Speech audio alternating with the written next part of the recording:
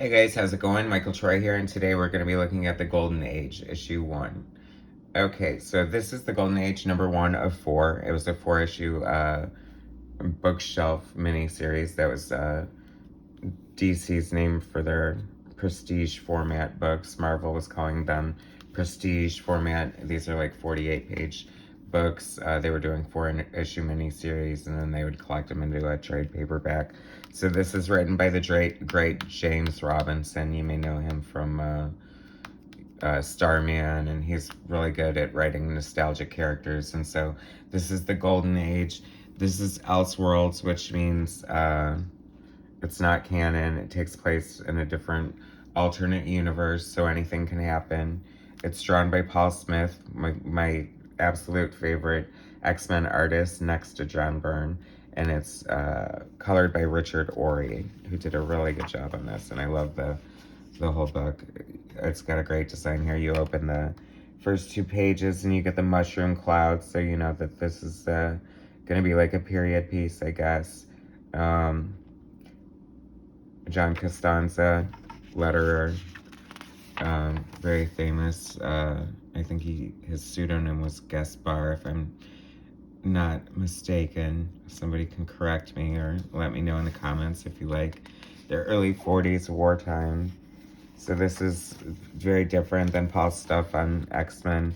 He's inking himself here, which brings a different aesthetic to his art, but I really like it. I always like it when artists ink their own work. But it was different for me at first, because it is very different than what Bob Wiacek was doing on his pencils on the X-Men. But this is just a great, like, nostalgic tale. Like, you know, the JSA looks like they're getting their due coming soon, so I think it would be cool if, I mean, I don't know what the print rotation is of this book, if it's like a, you know, big time seller for DC, but it is a great, beloved book, so I think that they should definitely keep it in rotation, give it its due. 1993, and the coloring holds up. I like the coloring that Richard Ory used. It's very modern yet traditional, so it sort of makes it a little more timeless. I'm looking at a lot of these books I'm seeing from like the early 90s. The coloring is so crazy. It looks like very experimental a lot, and somehow doesn't hold the test of time in the way a classic traditional comic book coloring does, but then some of it does. So, you know, it just depends on the book, the publisher, the printing, the colorist, whatever.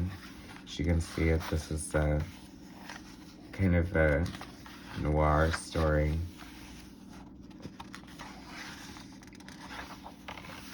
And that was issue 1 of the Golden Age from Paul Smith on art and James Robinson writing with Richard Ory coloring.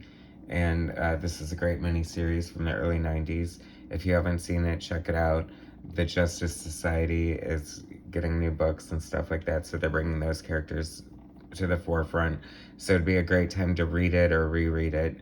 And thanks for taking a minute to check it out with me.